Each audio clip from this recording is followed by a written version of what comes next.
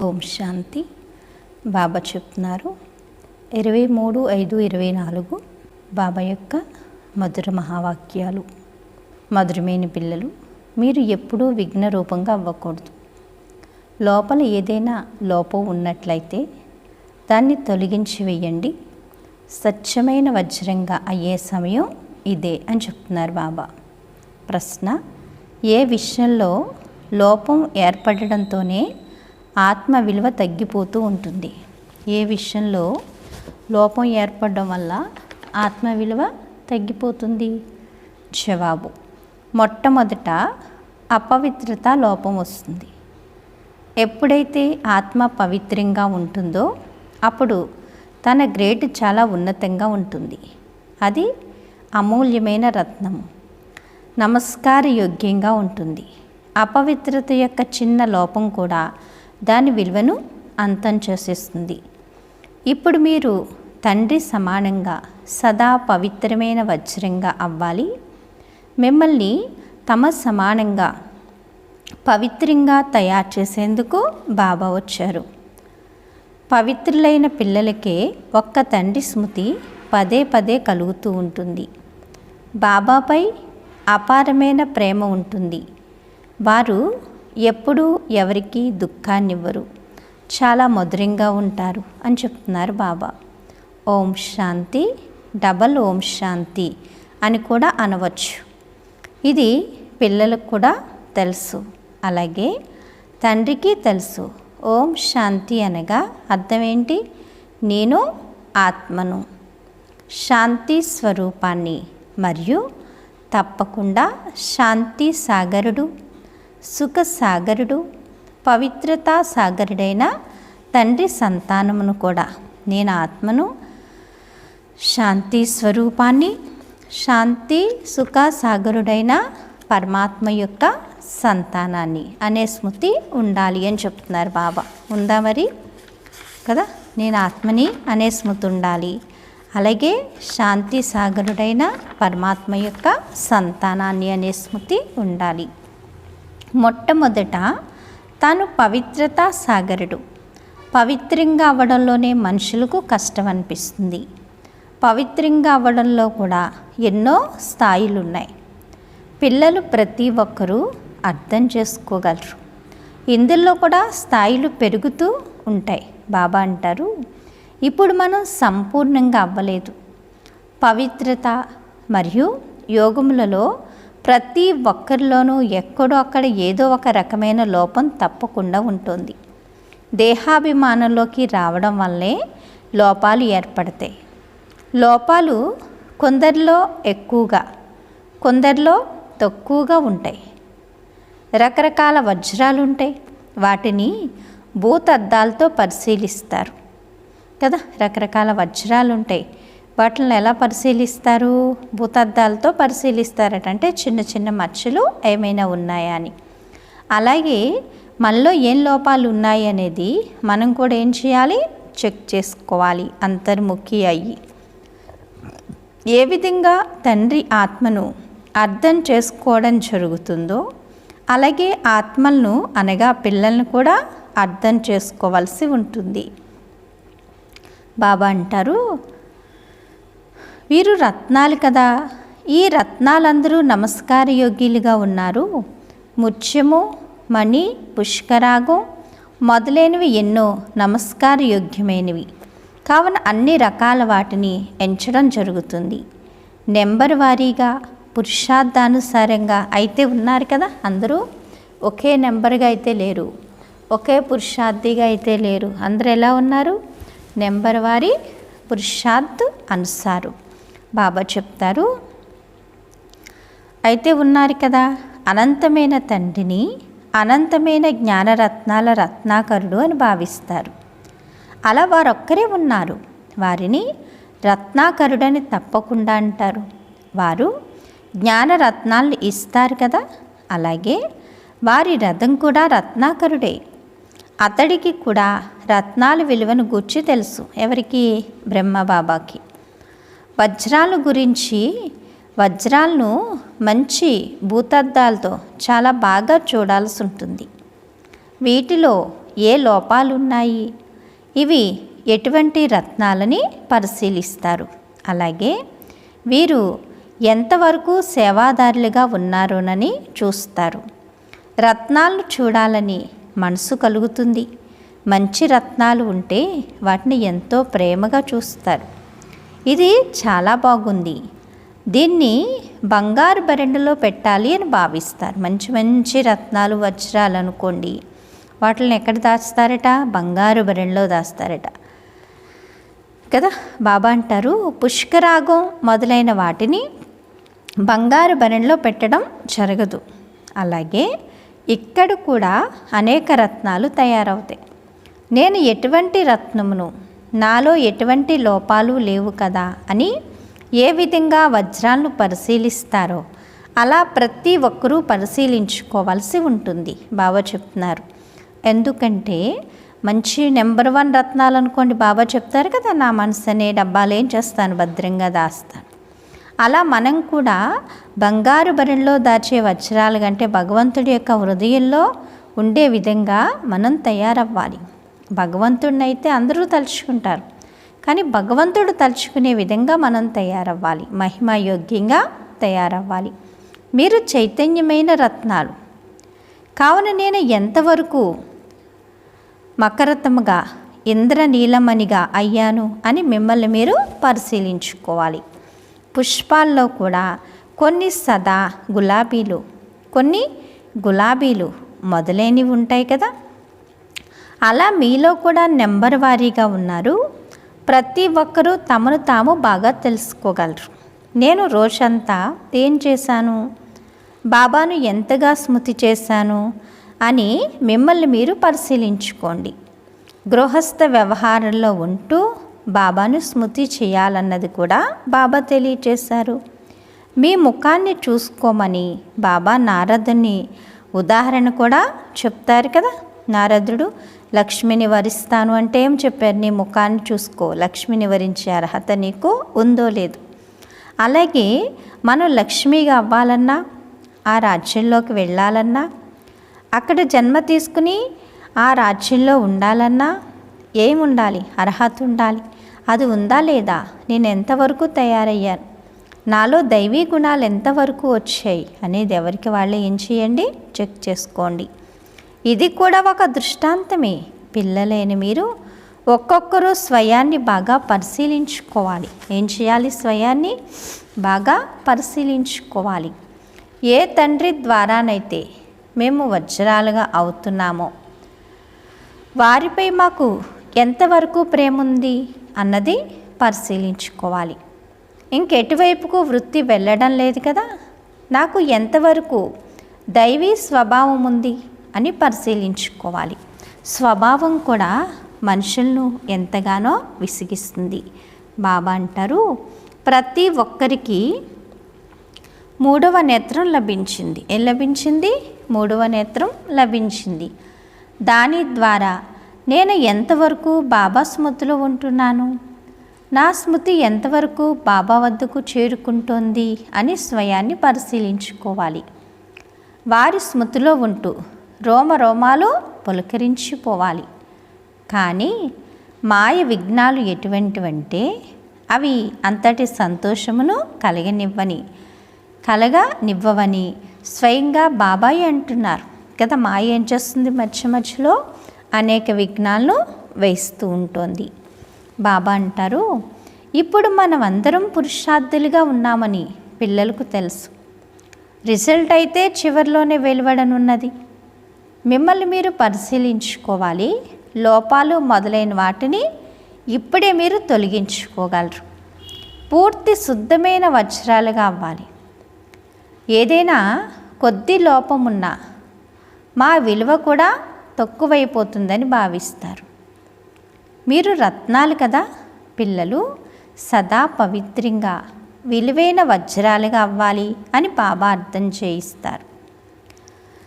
పురుషార్థం చేయించేందుకు రకరకాలుగా బాబా అర్థం చేయిస్తారు. బాబా అంటారు, ఈరోజు యోగం చేయించే సమయంలో మధ్యలో బాప్దాదా గద్దె మీద నుంచి లేచి సభ మధ్యలోకి వచ్చి పిల్లలొక్కొక్కరితో నయన మిల్లాన్ని జరిపారు. బాబా ఈ మురళి చెప్పినప్పుడు ఏం చేశారంట, యోగంలో ఈరోజు యోగం చేయించే సమయంలో బాబా ఏం చేశారు, స్టేజ్ దిగి కిందకొచ్చి సభ మధ్యలోకి వచ్చి పిల్లలందరికీ ఏం చేశారు చెప్పండి, ఏం చేశారు, పిల్లలందరూ ఒక్కొక్కరితో నయన మిల్లని జరిపారట. అప్పుడు కాదు, అప్పుడు పిల్లలు అప్పుడు పొందారు, ఇప్పుడు పిల్లలు ఇప్పుడు పొందుతున్నారు.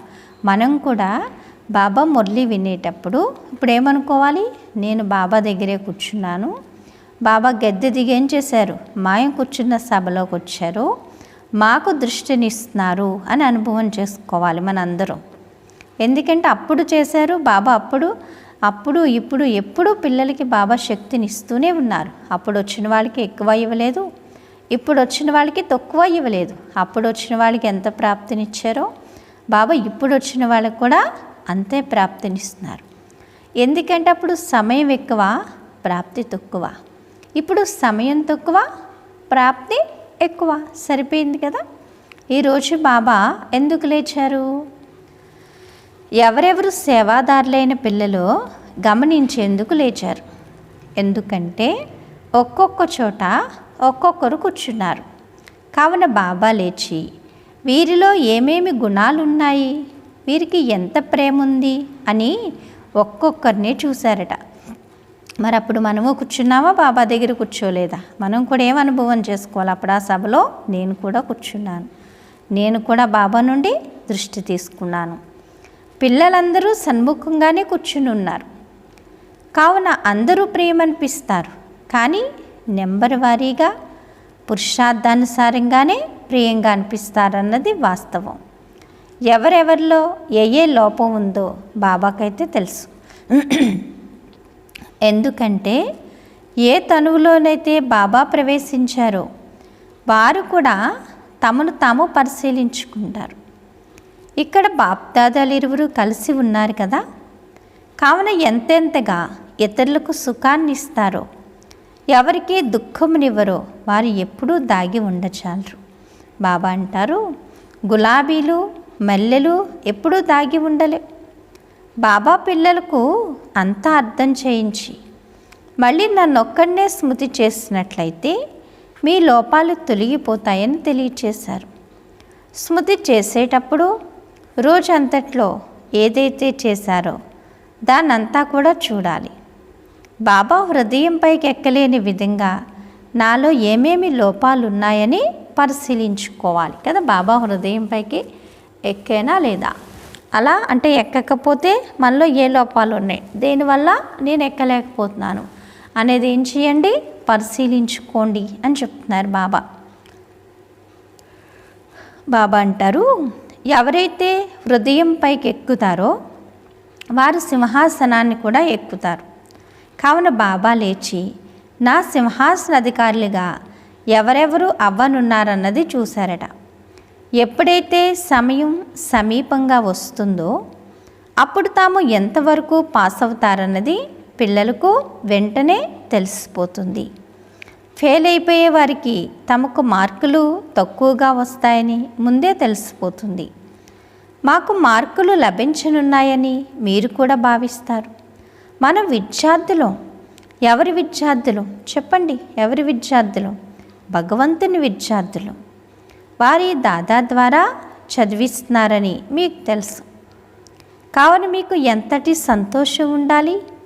బాబా మనల్ని ఎంతగా ప్రేమిస్తున్నారు, ఎంత ప్రేమిస్తున్నారు చెప్పగలమా? వారు ఎంత మధురమైన వారు. వారు ఎటువంటి కష్టాన్ని ఇవ్వరు, కేవలం ఈ చక్రాన్ని స్మృతి చెయ్యండి అని అంటారు. చదువు ఏమంత ఎక్కువగా లేదు, మీ లక్ష్యం ఉద్దేశం మీ ముందు ఉంది. మనం ఆ విధంగా తయారవ్వాలి. దైవీ గుణాల లక్ష్యము ఉంది. మీరు దైవీ గుణాలు ధారణ చేసి వీరి వలె పవిత్రంగా అవుతారు. అప్పుడే మాలలో స్మరింపబడతారు. అనంతమైన తండ్రి మనల్ని చదివిస్తారు. సంతోషం కలుగుతుంది కదా. తండ్రి తమ సమానంగా పవిత్రులుగా జ్ఞానస్వరూపులుగా తయారు చేస్తారు. ఇందులో పవిత్రత సుఖము, శాంతి అన్నీ వచ్చేస్తాయి. ఇప్పుడు ఇంకా ఎవరూ పరిపూర్ణంగా అవ్వలేదు, అంతిములు అవ్వాలి. దీని కొరకు పురుషార్థం చేయాలి. తండ్రినైతే అందరూ ప్రేమిస్తారు కదా, తండ్రినైతే అందరూ ప్రేమిస్తారు. మరి తండ్రి ఎంతమందిని ప్రేమిస్తున్నారు చెప్పండి? బాబా అనడంతో హృదయం పులకరించిపోవాలి, వికసించిపోతుంది కదా. తండ్రి నుండి ఎంత భారీ వారసత్వం లభిస్తుంది. ఒక్క తండ్రి వైపుకు తప్ప ఇంకెక్కడికో మనసు పోదు. తండ్రి స్మృతియే మిమ్మల్ని ఎంతగానో కలవరపెట్టాలి. బాబా బాబా బాబా అంటూ ఎంతో ప్రేమగా తండ్రిని స్మృతి చేయాల్సి ఉంటుంది. చూసారు, అంత ప్రేమ ఉందా? మరి రాజు కొడుకుకే రాజ్య నష ఉంటుంది కదా. ఇప్పుడు రాజులకు అంత గౌరవం లేదు. బ్రిటిష్ వారి ప్రభుత్వం ఉన్నప్పుడు వారికి ఎంతో గౌరవం ఉండేది. వైస్రాయ్ తప్ప మిగిలిన వారంతా వైస్రాయ్ తప్ప మిగిలిన వారంతా రాజులకు నమస్కరించేవారు. ఇప్పుడు వారి గతి ఏమైందో చూడండి. వారెవ్వరూ వచ్చి రాజ్య పదవిని తీసుకోలేరని మీకు తెలుసు. బాబా అంటారు, నేను పేదల పాలిటి పెన్నిదిని. బాబా ఎవరు? పేదల పాలిటి పెన్నిది. పేదవారు వెంటనే బాబాను తెలుసుకుంటారని బాబా అర్థం చేయించారు. ఇదంతా వారిదే. వారి శ్రీమతానుసారంగానే మేము అన్నీ చేస్తామని వారు భావిస్తారు. ధనవంతులకైతే తమ ధనపు నష ఉంటుంది, కావున వారు ఆ విధంగా చేయలేరు. అందుకనే నేను పేదల పాలిటి పెన్నిధిని అని బాబా అంటారు. కానీ గొప్పవారిని పైకెత్తడం జరుగుతుంది. ఎందుకంటే ఆ గొప్పవారి కారణంగా పేదవారు వెంటనే వచ్చేస్తారు కదా. గొప్పవారు వస్తే పేదవారు రారు. ఎంత గొప్ప గొప్పవారు కూడా అక్కడికి వెళ్తున్నారని గమనిస్తే వారు కూడా మీ వద్దకు వచ్చేస్తారు. ఇంత పెద్ద పెద్ద వాళ్ళు గొప్పవాళ్ళే వెళ్తున్నారు అంటే అక్కడ ఏదో మహత్యం ఉంది, మనం కూడా వెళ్ళాలి అని చెప్పి అందరూ వస్తారు. ఆ రోజు కూడా వస్తుంది. కానీ పాపం పేదవారు ఎంతో భయపడతారు. ఒక్క రోజున వారు కూడా మీ వద్దకు వచ్చేస్తారు. ఆ రోజు కూడా వస్తుంది. మీరు వారికి ఎప్పుడైతే అర్థం చేయిస్తారో అప్పుడు వారు ఎంతో సంతోషిస్తారు, గట్టిగా పట్టుకుంటారు. వారి కొరకు కూడా మీరు విశేషంగా సమయాన్ని ఇస్తారు. మేమైతే అందరి ఉద్ధరణ చేయాలని పిల్లల మనసులో కలుగుతుంది. అందరికన్నా పేదవారు అంటరాని వారని కూడా అందరికన్నా పేదవారు అంటరాని వారు, వారిని కూడా రానివ్వాలి. వారు కూడా బాగా చదువుకొని గొప్ప ఆఫీసర్లు మొదలైన వారిగా అవుతారు కదా. మీది ఈశ్వరీయ మిషన్. మీరు అందరి ఉద్ధరణను చేయాలి కదా, అందరి ఉద్ధరణను చేయాలి. ఒకళ్ళే కాదు, శబరి ఇచ్చిన పళ్ళును తిన్నట్లుగా గాయనం కూడా ఉంది కదా. రాముడికి శబరి ఏం చేసింది? రేగిపళ్ళు పట్టుకుని కూర్చుంది రాముడు వచ్చేంతవరకు. మళ్ళీ రాముడికి ఏం చేసిందంట? రెంగిలి పళ్ళు పెట్టిందంటే అంటే అది బాగుందో లేదో అని చూసి పెట్టిందట. అంటే మంచిగా లేకపోతే పెట్టకూడదు కదా అని. కానీ అది ఎంగిలయింది కదా. అయినా సరే రాముడు ఏం చేస్తాడు? స్వీకరించాడని చెప్తారంటే శబరి ఇచ్చిన పళ్ళు తిన్నట్లుగా గాయనం కూడా ఉంది కదా. ఎంతో ప్రేమ ఉంది కాబట్టే కదా అంత ఎదురు చూసి చూసి పెట్టింది. అదేవిధంగా మనం ఏం చేసినా ఏమిచ్చినా అది ఎలా ఉండాలి? చాలా ప్రేమతో ఉండాలి. అదే భగవంతుడికి స్వీకరింపడానికి యోగ్యత ఉంటుంది. ఎందుకంటే ఇచ్చేమంటే అది ప్రేమపూర్వకంగా చేస్తేనే అందులో ఫలితం లభిస్తుంది. దానమును ఎల్లప్పుడూ పేదవారికే చేయాలి, కానీ షావుకారులకు కాదు అని వివేకం కూడా చెప్తుంది. మీరు ముందు ముందు ఇవన్నీ చెయ్యాలి.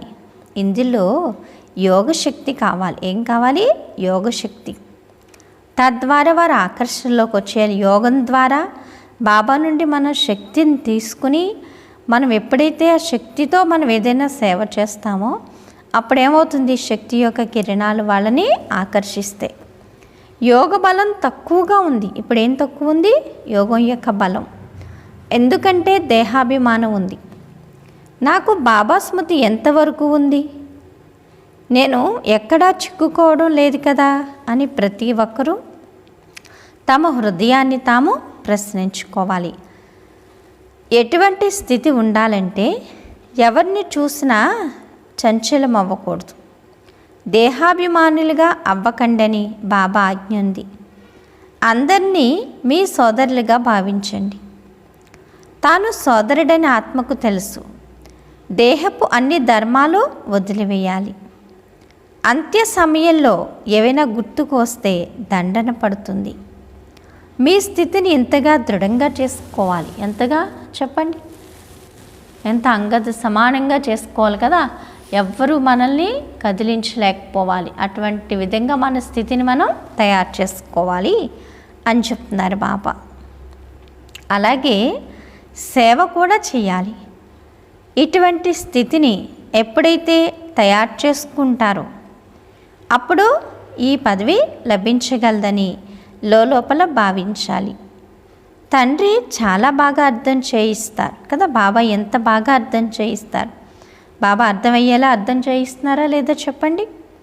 ఎంతో సేవ మిగిలింది. మీలో కూడా శక్తి ఉంటే వారికి ఆకర్షణ కలుగుతుంది. అనేక జన్మల తుప్పు పట్టి ఉంది కదా. అనేక జన్మల నుంచి ఆత్మకి ఏం పట్టింది? దేహాభిమానం అనే తుప్పు పట్టేసింది.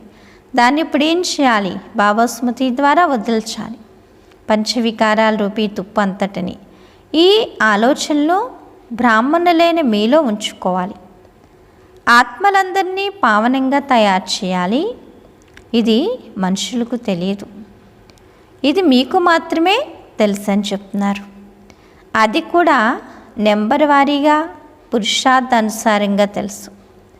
బాబా అన్ని విషయాలను అర్థం చేయిస్తూ ఉంటారు. బాబా ఏం చేస్తారు? అన్ని విషయాల్ని అర్థం చేయిస్తూ ఉంటారు. మిమ్మల్ని మీరు పరిశీలించుకోవాలి.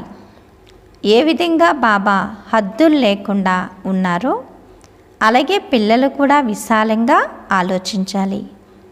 బాబాకు ఆత్మలపై ఎంత ప్రేమ ఉంది. ఇన్నాళ్ళు ఆ ప్రేమ ఎందుకు లేదు? ఎందుకంటే లోపాలతో ఉన్నారు. పతిత ఆత్మలను ఏం ప్రేమిస్తారు కదా. ఆత్మ ఎప్పుడు ప్రేమకు యోగ్యంగా అవుతుంది? పావనంగా ఎప్పుడైతే తయారవుతుందో అప్పుడే పరమాత్మ యొక్క ప్రేమని పొందగలుగుతుంది.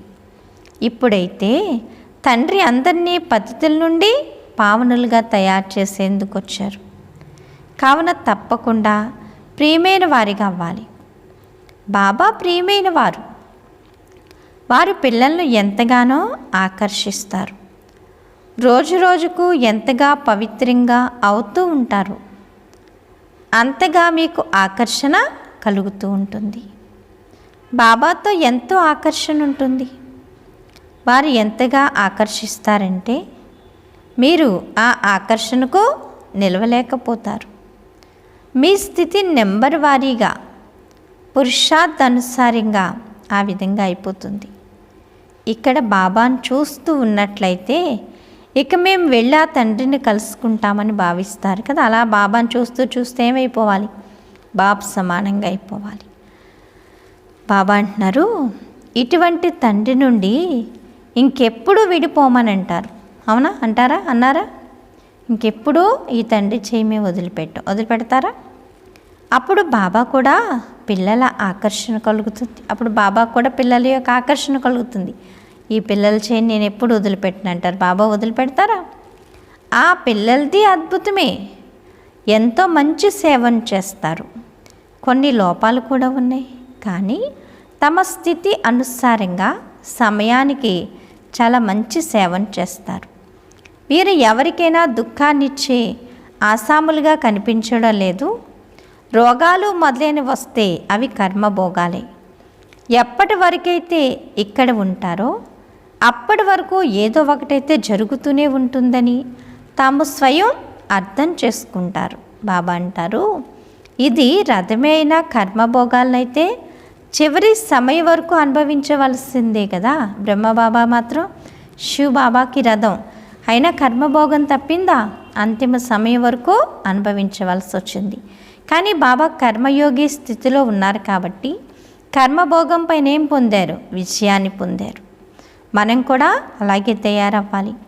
నేను ఇతడిని ఆశీర్వదిస్తున్నానని కాదు, ఇతడు కూడా తన పురుషార్థం చేయాల్సిందే కదా. నేను ఇతన్ని ఆశీర్వదించలేదు, తన పురుషార్థం తను చేసి ఏం చేశాడు? కర్మయోగిగా అయ్యి కర్మభోగం పైన విజయాన్ని పొంది అశరీరి యొక్క స్థితిని అనుభవం చేసుకుని సాకార శరీరానికి ఏమైపోయారు? అతీతమైపోయారు. అందుకు ఎంతో కొంత ఫలాన్ని అయితే ఇస్తాను. రకరకాల బంధనాల్లో ఉన్నవారు ఎందరో ఉన్నారు కదా. ఎన్ని బంధనాలు ఉన్నాయి, ఎందరో వస్తారు. బంధనాల్లో ఉన్నవాళ్ళు ఎంతో యుక్తిగా వదిలించుకుని వస్తారు. వారికి ఎంత ప్రేమ అయితే ఉంటుందో అంత ప్రేమ ఇంకెవ్వరికీ ఉండదు. బంధనాల్లో ఉండి ఆ బంధనాలు వదిలించుకొచ్చే వాళ్ళకి ఎంతో ప్రేమ ఉంటుంది. ఆ ప్రేమ ఇంకెవ్వరికీ ఉండదు అంటున్నారు బాబా. అంత ప్రేమ ఇంకెవ్వరికీ ఉండదు. చాలామందికి అసలు ప్రేమ ఏమాత్రమూ లేదు. చూడండి మరి బాబా ఏమంటున్నారు?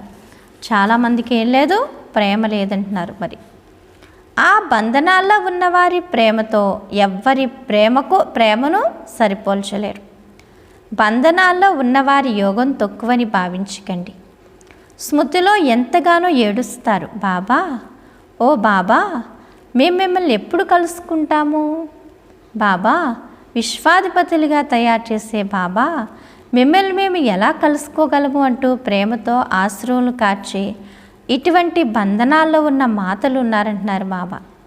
ఎంత కదా మాతలు అంటారట బాబా, ఇన్ని బంధనాలు ఉన్నాయి, ఇవన్నీ తప్పించుకుని మేము నిన్ను ఎలా కలుసుకోము, నీతో మెల్లు మేము ఎలా జరుపుకోవాలి అని కళ్ళ నుంచి ప్రేమ యొక్క కన్నీళ్లు కారుస్తారంటున్నారు బాబా.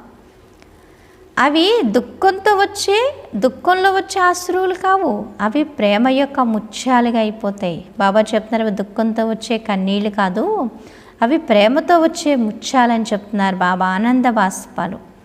కావున ఆ బంధనాల్లో ఉన్న వారి యోగం తక్కువేమీ కాదు, ఎక్కువ స్మృతి ఉంటుంది. బంధనాలు ఎక్కువ ఉండే వాళ్ళకి బాబాను కలుసుకోవాలనే తపన ఎక్కువ ఉంటుంది కదా. ఆ తపనకే బాబా ఎన్నో మార్కులు ఇస్తారు. స్మృతిలో ఎంతగానో తప్పించిపోతారు. ఓ బాబా, మేము మిమ్మల్ని ఎప్పుడు కలుసుకుంటాము? అన్ని దుఃఖాలను అంతం చేసే బాబా అని అంటూ ఉంటారట. ఎంత సమయం మీరు స్మృతిలో ఉంటారో, సేవ చేస్తారో అంతగా శక్తి లభిస్తుంది. ఎవరైనా బంధనాల్లో ఉండి స్వయం సేవ చెయ్యకపోయినా వారికి కూడా స్మృతి శక్తి ఎంతగానో లభిస్తుందని బాబా అంటారు. స్మృతిలోనే అన్నీ ఇమిడి ఉన్నాయి. బాబా, మాకెప్పుడు అవకాశం లభిస్తుందని తప్పిస్తూ ఉంటారు. మేము ఎప్పుడు వచ్చి మిమ్మల్ని కలుసుకుంటాము అని అంటారు. ఎంతగా స్మృతిలో ఉంటారు? ముందు ముందు దినదినము మీకెంతో జోరుగా ఆకర్షణ కలుగుతూ ఉంటుంది. స్నానం చేస్తూ కార్యం చేస్తూ స్మృతిలోనే ఉంటారు. బాబా, ఈ బంధనాలన్నీ సమాప్తమయ్యే రోజు ఎప్పుడైనా వస్తుందా?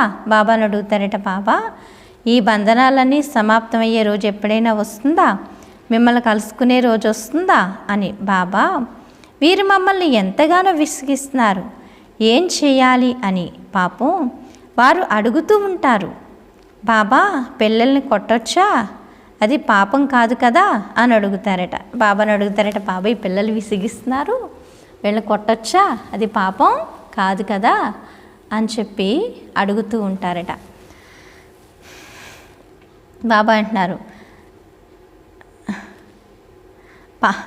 ఎందుకంటే పిల్లలు కొట్టొచ్చా? అది పాపం కాదు కదా అని అడుగుతారు. ఈ రోజుల్లో పిల్లలు చెప్పడానికి వీలైనట్లుగా ఉన్నారు. ఎవరికైనా పతి వల్ల దుఃఖం కలిగితే ఈ బంధనం నుండి ఎప్పుడు విడిపోతాను, ఎప్పుడు వెళ్ళి బాబాను కలుసుకుంటానని లోపల ఆలోచిస్తూ ఉంటారు. బాబా, చాలా కఠినమైన బంధనం ఉంది, ఏం చేయాలి? పతి బంధనం ఎప్పుడు వదులుతుంది అని అంటూ ఉంటారట. కేవలం బాబా బాబా అని అంటూనే ఉంటారు. వారి ఆకర్షణ అయితే కలుగుతుంది కదా. అబలలు ఎంతగానో సహిస్తారు. పిల్లలు, మీరు బాబాను స్మృతి చేస్తూ ఉన్నట్లయితే ఈ బంధనాలన్నీ అంతమైపోతాయని బాబా పిల్లలకు ధైర్యాన్ని ఇస్తారు. అప్పుడు బాబా చెప్తారట, పిల్లలు మీరు బాబాను స్మృతి చేస్తూ ఉండండి, బాబాకు మీరు దగ్గర అయ్యే కొద్దీ బంధనాలన్నీ ఏమైపోతాయి? అంతమైపోతాయని బాబా పిల్లలకి ధైర్యాన్ని ఇస్తారట. ఇంకంతకన్నా ఏం కావాలి? అచ్చా, మధురాతి మధురమైన ఆత్మీక పిల్లలకు మాతాపిత బాప్దాదాల ప్రియ స్మృతులు మరియు గుడ్ మార్నింగ్. ఆత్మీక పిల్లలకు ఆత్మీక తండ్రి నమస్తే. ధారణ కొరకు ముఖ్య సారం బాబా చెప్తున్నారు. First point. నాలో ఏ అవగుణము లేదు కదా. నా స్మృతి బాబా వద్దకు ఎంతవరకు చేరుకుంటోంది? నా స్వభావం దైవీ స్వభావంగా ఉందా? వృత్తి ఎటువైపుకు భ్రమించడం లేదు కదా అని మిమ్మల్ని మీరు పరిశీలించుకోవాలి.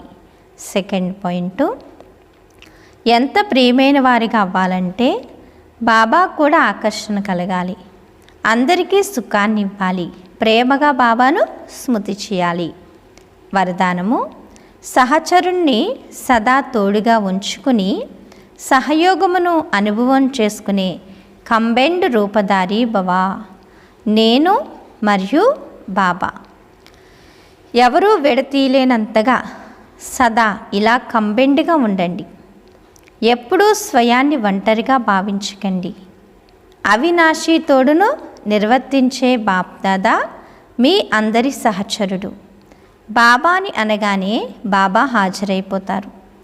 మేము బాబా వారిమి, బాబా మావారు. బాబా మీ ప్రతి సేవలో సహయోగం ఇస్తారు. కేవలం మీ కంబైన్డ్ స్వరూపపు ఆత్మీక నశాలో ఉండండి అని చెప్తున్నారు బాబా. స్లోగన్ను, సేవ మరియు స్వావున్నతి. ఈ రెండింటి బ్యాలెన్స్ ఉన్నట్లయితే సదా సఫలత లభిస్తూ ఉంటుంది అని చెప్తున్నారు బాబా. అచ్చా, ఓం శాంతి. మధురాతి మధురమైన ఆత్మీక తండ్రికి ఆత్మీక పిల్లల యొక్క ప్రియ స్మృతులు. గుడ్ మార్నింగ్ మరియు నమస్తే. నమస్తే నమస్తే. మధురమైన బాబా, ప్రియమైన బాబా, నా బాబా, ధన్యవాదాలు బాబా, థ్యాంక్ యూ బాబా. ఓం శాంతి. ఈరోజు స్వమానం, నేను కంబైన్డ్ రూపధారి ఆత్మను, అంటే నేను ఎప్పుడూ బాబాతో కంబైన్డ్గా ఉండే ఆత్మను అనుకోండి. సదా బాబా తోడుగా ఉండే ఆత్మను అని అర్థం అన్నమాట. కంబైన్డ్ రూపధారిని అంటే సదా ఎవరిని? బాబా తోడుగా ఉండే ఆత్మను అని అర్థం. అచ్చా, ఓం శాంతి. Thank you Baba.